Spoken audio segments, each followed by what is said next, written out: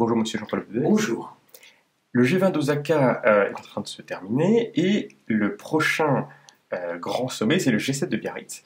Et a priori, les USA vont être mis dans un corner. Oui, le G20 d'Osaka s'est bien passé en fait.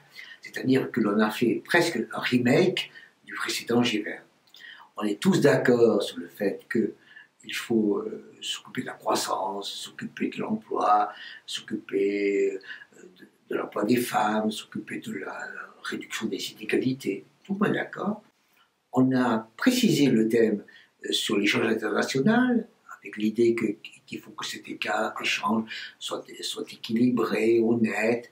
Et on a quelque chose qui est plus clivant, qui est sur le climat, où tout le monde est d'accord au 19 pour s'occuper de ce climat et du problème du changement climatique, Sauf les États-Unis qui disent non, nous ça ne nous arrange pas, nous sortons de l'accord de Paris parce qu'il est défavorable aux ouvriers américains et aux contribuables américains. Donc on a en fait une prolongation d'un G20 à l'autre des accords et une spécialisation d'une certaine manière. Et on a même trouvé une porte de sortie potentiellement sur la problématique chino-américaine. Oui, au sens où le pire d'une certaine manière est évité et où chacun se rend compte qu'à continuer, chacun perdrait. Les États-Unis maintenant se rendent compte qu'à continuer, ils importeraient l'inflation peut-être, mais surtout ils freineraient l'activité de leurs propres entreprises. Et la Chine se voit bien qu'elle ralentit si elle n'arrive pas à exporter. Donc on voit bien de ce point de vue-là qu'un équilibre va se trouver. Une sorte de plage de négociation va se trouver, étant donné que chacun est allé un peu au bout des mesures qu'il envisageait de prendre. Donc le vrai sujet maintenant, c'est le climat. Et donc, que va-t-il se passer a priori au G7 à Biarritz? Moi je pense que Biarritz va être tendu. Pourquoi plus tendu? Tout simplement parce qu'il y a moins de monde, au sens G7, parce qu'a priori ce sont des démocraties, donc il n'y a pas d'opposition politique. Et on a vu que Trump était souvent plus virulent dans les G7 que dans les G20. Oui, parce qu'il n'a pas d'ennemis. Il n'a pas d'ennemis en théorie. Il n'a pas la Chine, il n'a pas la Russie, il n'a pas la Turquie. Et donc il peut se dire, entre amis, entre alliés, on peut y aller. Deuxième caractéristique qui est plus particulière, c'est que l'angle qui a été choisi pour ce G7, l'angle choisi par la France, est double. Un, c'est le climat. Deux, c'est les inégalités.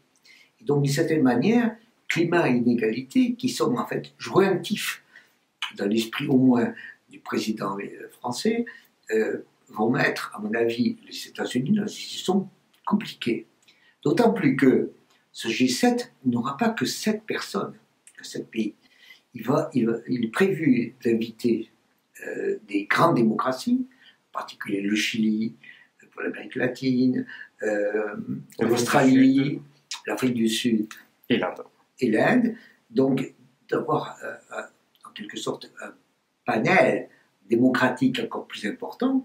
Toujours impacté par le réchauffement climatique. Et ensuite, d'avoir des pays d'Afrique qui sont importants et qui sont également impactés par le réchauffement climatique et les inégalités. Donc on voit bien à quel point, venant de la logique climat, venant de la logique inégalité, les tensions peuvent monter par rapport à M. Trump, qui peut se trouver d'une certaine manière isolé, sinon cornérisé.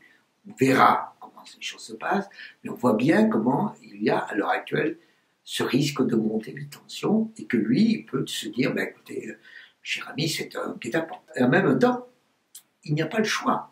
Parce qu'en même temps, il y a un changement climatique, et en même temps, il y a une montée des inégalités. Les deux ne sont pas entièrement corrélés, c'est clair, mais les deux interagissent. Et on voit bien qu'il faut se poser ces problèmes-là.